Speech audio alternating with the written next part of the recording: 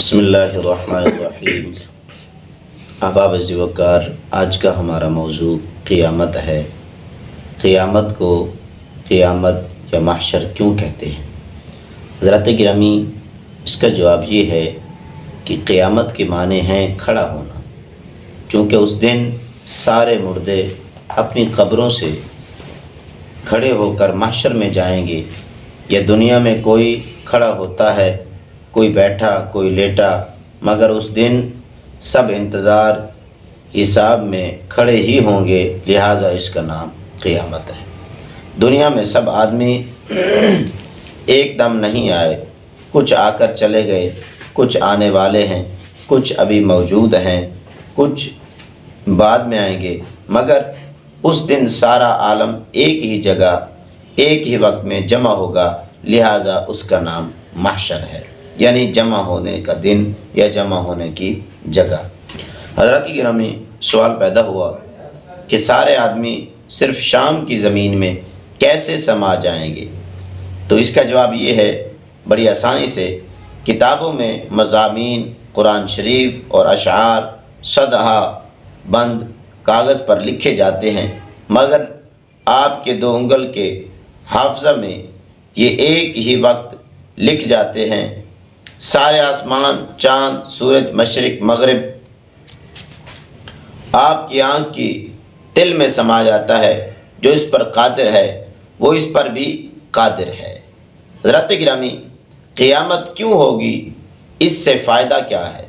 تو اس کا جواب یہ ہے کہ کھیت میں بھوسا غلہ ایک ہی جگہ ہوتا ہے، اس کو ایک جگہ گھاس کھا کر دانے کو علیحدہ اور بھوسا کو علیحدہ کر کے انہیں الگ الگ جگہ پہنچاتے ہیں۔ ایسے ہی دنیا میں مومن اور کافر ایک ہی زمین پر آباد ہیں۔ قیامت میں ان کی چھانٹ ہوگی، چھانٹ کے بعد مومن جنت میں، کافر دوزخ میں پہنچیں گے۔ قیامت چھانٹ کا دن ہے، یا ملزم کو پہلے حوالات میں رکھتے ہیں، پھر حاکم کے آگے پیش کر کے فیصلہ حاصل کر کے جیل پہنچاتے ہیں۔ قیامت مقدمات کی پیشی کا دن ہے۔ حضرات گرامی، روز قیامت میں اختلاف کیوں ہے؟ بعض آیات میں ہے کہ وہ دن 1000 سال کا ہے، بعض میں ہے 50,000 سال کا ہے، بعض روایت میں ہے کہ 4 رکعت نماز ادا کرنے کی برابر۔ ان کا مطلب کیا ہے؟ فرمایا یہ فرق یا تو احساس کا ہے کہ وہ دن آرام والوں کو 4 رکعت کی برابر محسوس ہوگا، اور تکلیف والوں کو 1000 سال کا، زیادہ تکلیف والوں کو 50,000 سال کا۔ یا ایسا ہے جیسے کہا جاتا ہے کہ شادی 10 منٹ میں ہوتی ہے، 1 ماہ میں ہوتی ہے، 20 سال میں ہوتی ہے، اصل نکاح 10 منٹ میں، دعوت وغیرہ کا انتظام 1 ماہ میں، روپیہ جمع کرنا میں 20 سال میں۔ اسی طرح اس دن اصل حساب نصف دن میں، باقی تلاش، شفیع اور انتظار حساب وغیرہ میں 1000 سال خرچ ہوں گے۔ پہلے نفخہ سے جنت دوزخ کے داخلہ تک 50,000 سال تک کا وقت، جس میں بے ہوشی اور میدان محشر میں پہنچنا، اور پھر حضور علیہ السلام کی نعت خوانی مقام محمود پر، یہ تمام اوقات شامل ہیں۔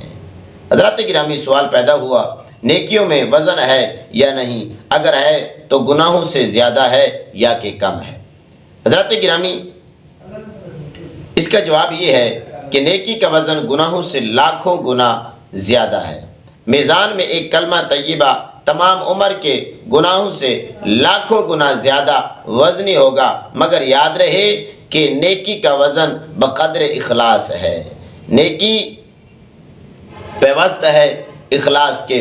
فرمایا اس کا مغز پھل میں مغز کا وزن ہوتا ہے، بے مغز کا پھل ہلکا ہے، اسی لیے کفار کی نیکیاں نہایت ہلکی ہیں۔ مومن کی وزنی امام حسین علیہ السلام کا کربلا والا سجدہ ہماری کروڑوں نمازوں سے زیادہ وزنی ہے۔ حضرات گرامی، سوال پیدا ہوا، اگر نیکی میں اتنا وزن ہے تو مومن کے سر پر قیامت میں بڑا بوجھ ہوگا۔ حالانکہ قرآن فرماتا ہے وَلْيَحْمَلْ أَثْقَالَهُمْ، فرمایا وہ اپنے بوجھ اٹھائے ہوں گے۔ بوجھ اٹھانا تو عذاب ہے، کیا وہاں مومن عذاب میں ہوگا؟ ہاں؟ تو اس کا جواب یہ ہے، فرمایا کہ قیامت میں مومن کے 3 حال ہوں گے۔ مومن 3 حالوں میں ہوگا۔ فرمایا پہلا حال یہ ہے کہ قبر سے محشر تک جاتے ہوئے نیکیاں مومن پر ہوں گی مگر اس پر نہایت ہلکی جو محسوس بھی نہ ہوگی۔ فرمایا دوسرا یہ کہ میزان میں پہنچ کر نہایت وزنی اور میزان سے جنت تک نیکیاں سواری ہوں گی۔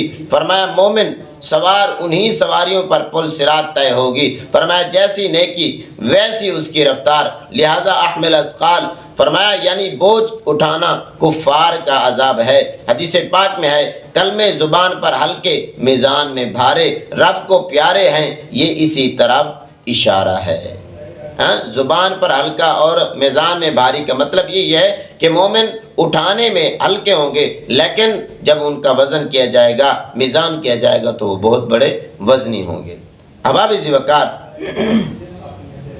سوال پیدا ہوتا ہے کہ عقل میں نہیں آتا کہ مومن کی نیکی اس کے کندھے پر تو ہلکی ہو، میزان میں پہنچ کر بھاری اور صراط پر سواری بن جائے، اس کا کیا راز ہے؟ میرے احباب ذی وقار، اس کی مثالیں دنیا میں موجود ہیں، دنیا میں اس کی مثالیں بہت ساری موجود ہیں، لیکن کچھ چند گوش گزار کرنا چاہتا ہوں۔ فرمایا لکڑی پانی پر ہلکی ہے اس لیے ڈوبتی نہیں، لکڑی پانی پر ہلکی ہے اس لیے ڈوبتی نہیں مگر ترازو میں بھاری۔ خود پانی گھڑے میں بھر کر سر پر رکھو تو بھاری ہے، مگر حوض یا تالاب کی تہ میں بیٹھ جاؤ اگرچہ اب بہت پانی سر پر ہے مگر ہلکا۔ سانس کہتی ہے کہ ہوا بہت وزنی ہے، سانس کہتی ہے ہوا بہت وزنی ہے، ہم لاکھوں من ہوا کا بوجھ سر پر لیے پھرتے ہیں مگر محسوس نہیں ہوتا۔ جس سونے کے زیور میں موتی جڑے ہوں اسے پانی کی سطح پر رکھ کر تولو تو صرف سونے کا وزن آئے گا، موتی کا نہ آئے گا۔ ایسے ہی بھوک سے کم کھانا کھاؤ تو تم کھانے پر سوار ہو، اگر زیادہ کھایا تو کھانا تم پر سوار ہے، ایسے ہی وہاں نیکیوں کا حال ہے۔ حضرات گرامی، سوال پیدا ہوتا ہے کہ قیامت میں حساب کیوں ہوگا؟ قیامت میں جو حساب و کتاب ہوگا یہ کیوں ہوگا؟ کیا رب کو اعمال کی تعداد معلوم نہیں؟ تو حضرات گرامی، اس کا جواب یہ ہے کہ یہ حساب رب کے علم کے لیے نہیں بلکہ انسانوں کا منہ بند کرنے کے لیے ہوگا، تاکہ جہنمی یہ نہ کہہ سکے کہ مجھے دوزخ کیوں دی، فلاں کو جنت کیوں ملی، یا مجھے دوزخ میں سخت جگہ کیوں ملی، دوسروں کو ہلکی کیوں دی گئی۔ حضرات گرامی، سوال پیدا ہوتا ہے کہ قیامت کے روز لوگ شفیع المذنبین کو کیوں بھول جائیں گے؟ یہاں سب جانتے ہیں کہ حضور شفیع المذنبین ہیں، پھر وہاں پہلے دیگر انبیاء کرام کے پاس کیوں جائیں گے؟ ان کا در کیوں پکڑیں گے؟ اور جب ان کے در سے مارا پھر کے ان کے در سے خالی لوٹیں گے تو پھر میرے حضور کے دربار میں آئیں گے، میرے حضور کے کاشانہ رحمت میں آئیں گے، حضور کی چوکھٹ پہ آئیں گے، تو پھر میرے حضور بھی انہیں مایوس نہیں لوٹائیں گے، حضور بھی انہیں خالی نہیں لوٹائیں گے بلکہ اپنے ذمہ کرم میں لیں گے۔ حضرات گرامی، تو اس کا جواب یہ ہے تاکہ پتہ چل جائے کہ آج سوائے حضور علیہ الصلوۃ والسلام کے کوئی بھی دستگیری کرنے والا نہیں ہے، کوئی بھی دستگیری کرنے والا نہیں ہے۔ اگر پہلے ہی حضور کے پاس پہنچ جاتے تو شاید کوئی کہہ دیتا کہ شفاعت تو اور جگہ بھی ہو جاتی، ہم اور جگہ گئے نہیں، ہم اور جگہ گئے نہیں۔ فرمایا جب حضور کے در پہ آخر میں آئیں گے تو پھر کہیں گے کہ ہمارے ان کے بس میں نہیں تھا، اب تو سارا کچھ اللہ نے اپنے محبوب کے ید اللہ والے ہاتھوں میں دے دیا ہے۔ حضرات گرامی، سوال پیدا ہوتا ہے کہ قیامت میں بعض کے منہ کالے بعض کے سفید کیوں ہوں گے؟ قیامت میں ایک شکل کے ایک رنگ کے لوگ کیوں نہ ہوں گے؟ اس کا وجہ خاص کیا ہے؟ حضرات گرامی، تو آئیے میں بتلاتا چلوں کہ اس کی وجہ اور راز کیا ہے۔ فرمایا دلوں کی تاریکی یا نور چہرے پر ظاہر ہوگا، دلوں کی تاریکی یا نور چہرے پر ظاہر ہوگا، جیسے آج پریشان حال دبلا اور کالا ہو جاتا ہے، کوئی بھی غمی آتی ہے تو وہ چہرے پر اس کے آثار نمودار ہوتے ہیں۔ تو فرمایا کہ جو دل کی کیفیت ہوتی ہے وہی چہرے سے ظاہر ہوتی ہے۔ فرمایا مالدار خوش عیش آدمی سرخ سفید نکل آتا ہے، فرمایا وہ عیش و عشرت میں ہوتا ہے۔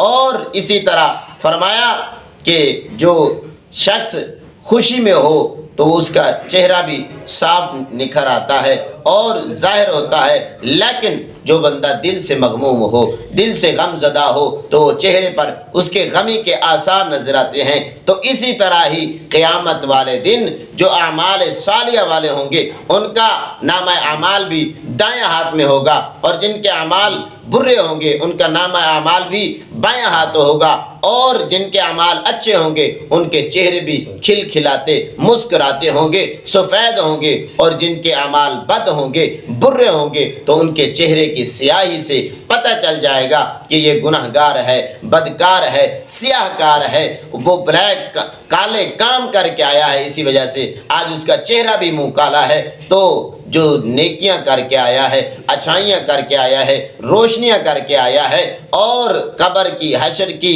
روشنی لے کر آیا ہے تو آج ان کا چہرہ بھی چمکتا دھمکتا نظر آتا ہے۔ اللہ کریم کی بارگاہ میں دعا ہے اس کریم اس دن سے ہم سب کو اپنے شیان شان اپنی رحمت سے حصہ وافر عطا فرمائے۔ اللہ کریم ہم سب کو محشر میں قیامت میں پل صراط میں نجات عطا فرمائے۔ آمین وما علینا الا البلاغ۔